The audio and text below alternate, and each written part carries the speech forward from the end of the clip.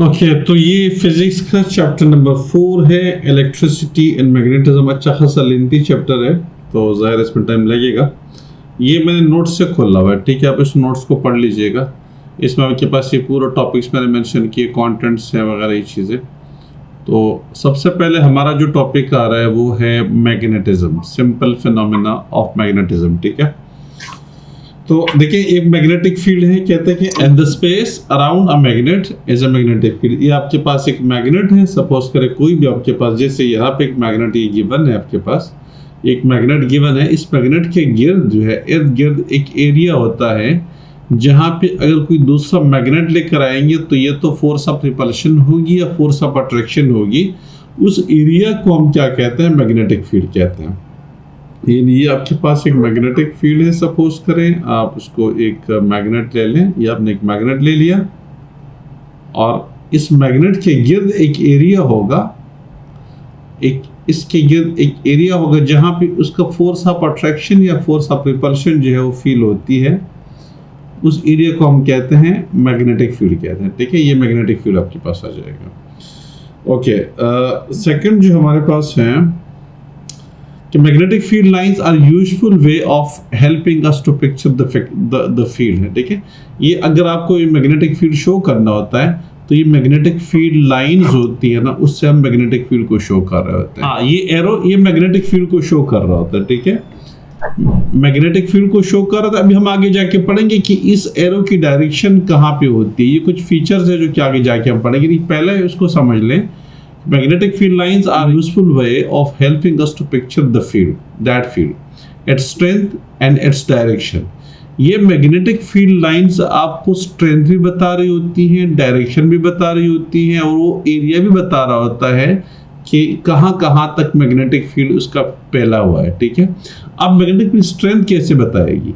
ये magnetic field lines अगर ज़्यादा थिक हो, मिसाल के तौर पे ये एक वीक मैग्नेट है, लेकिन अगर आपके पास ये बहुत ज़्यादा थिक हो जाए, जैसे एक लाइन इधर से और गुजर रही है, इस तरह की एक लाइन और इधर से, जितनी ज़्यादा थिक लाइंस होगी, बहुत सारे लाइंस होगी, उतना ही स्ट्रांग मैग्नेटिक फील्ड होगा। और अगर ये लाइंस दूर दूर है तो ये आपको बता रहा है कि मैग्नेटिक फील्ड जो है वो ज़्यादा वीक है, कमज़ोर है, ठीक है।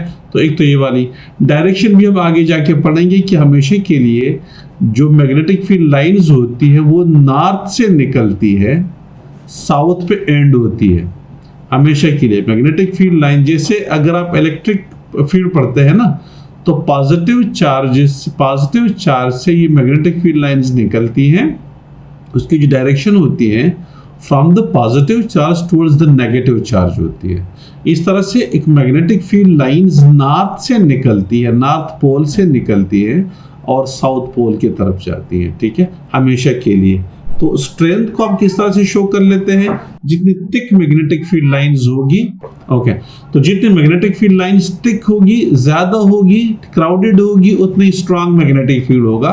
यानी आपको ये लाइंस अगर ज्यादा क्राउडेड है तो इसका मतलब है कि स्ट्रांग मैग्नेटिक फील्ड, अगर दूर दूर है तो आप उससे अंदाजा लगा सकते हैं कि ये वीक मैग्नेटिक फील्ड है, ठीक है।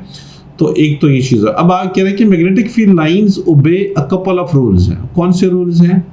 दे always go from north to south indicated by an arrow midway along the line, जैसे दिया हुआ, ठीक है। ये नॉर्थ से साउथ की तरफ जा रही है, ठीक है, नॉर्थ से साउथ की तरफ जा रही है, ये एरो आपको बता रही होती है। नंबर एक चीज। सेकंड, दे नेवर टच और क्रॉस ईच अदर। ये लाइंस कभी भी एक दूसरे को क्रॉस नहीं करती, ठीक है, हमेशा के लिए पैरेलल होगी, ये कभी भी एक दूसरे को क्रॉस नहीं करेंगे, ठीक है। तो ये तो रूल्स है उसके अंदर। When two magnets are held close together, there will be a force between the magnets है। अब वो फोर्स क्या होगी? अगर अपोजिट पोल्स है, they will always attract each other।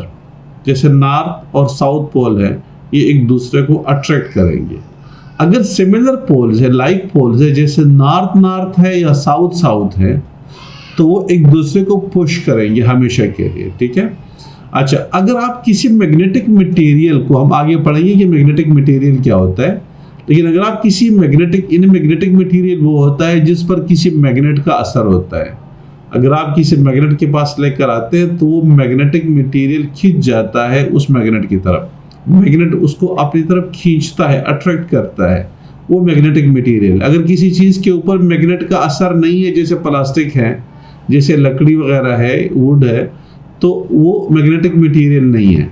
लेकिन अगर आयरन है, स्टील है वगैरह, तो मैग्नेटिक मटेरियल इसलिए है कि वो मैग्नेट उसको अपनी तरफ खींचते हैं, तो इसलिए वो मैग्नेटिक मटेरियल है।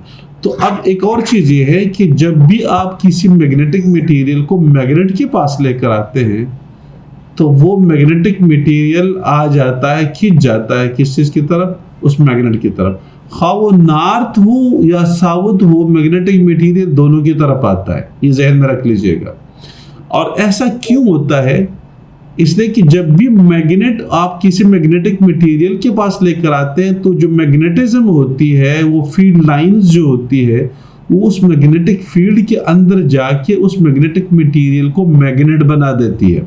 मिसाल के तौर पे ये मैग्नेटिक मटेरियल है, कोई भी आयरन, सपोज करके किसी आयरन की कोई चादर है, हम उसको इन नॉर्थ पोल के पास लेकर आ गए, तो इसको ये साउथ पोल बन जाएगा, मैग्नेट बन जाएगा, और मैग्नेट का साउथ पोल बन जाएगा, तो उसको अट्रैक्ट करेगा।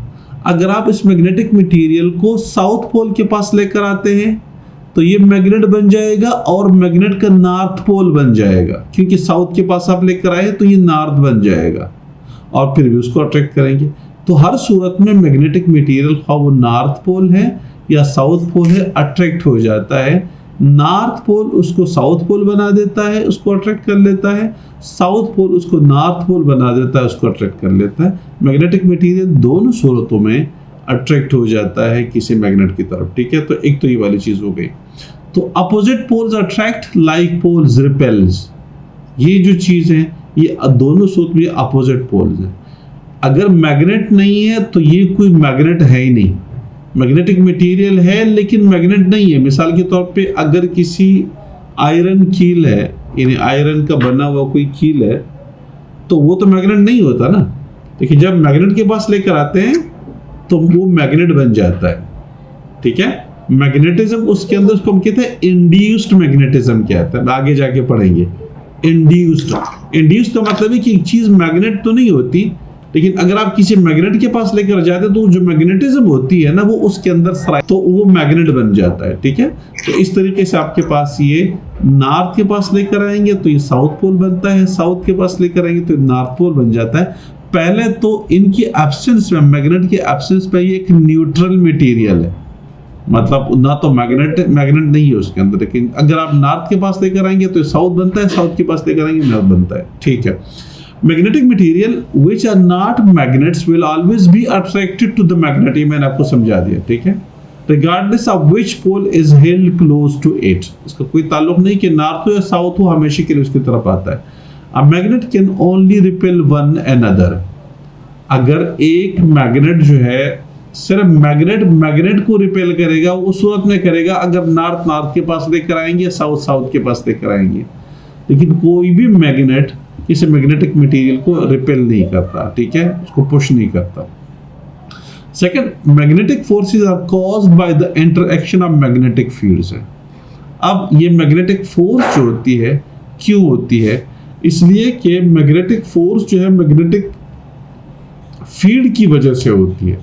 जब एक मैग्नेट दूसरे मैग्नेट या मैग्नेटिक फील्ड में आ जाता है तो उनकी जो मैग्नेटिक फील्ड्स होती है, जो फील्ड लाइंस हैं, वो आपस में अट्रैक्ट कर लेती हैं और एक दूसरे को या तो खींचती है या पुश कर देती है। अगर सिमिलर वो है यानी पोल्स हैं तो वो एक दूसरे को रिपेल करेंगी। जब वो एक दूसरे के मैग्नेटिक फील्ड्स में दाखिल हो जाते हैं तो रिपेल करेंगे, लेकिन अगर वो अपोजिट पोल्स हैं तो एक दूसरे को अट्रैक्ट कर लेते हैं, ठीक है।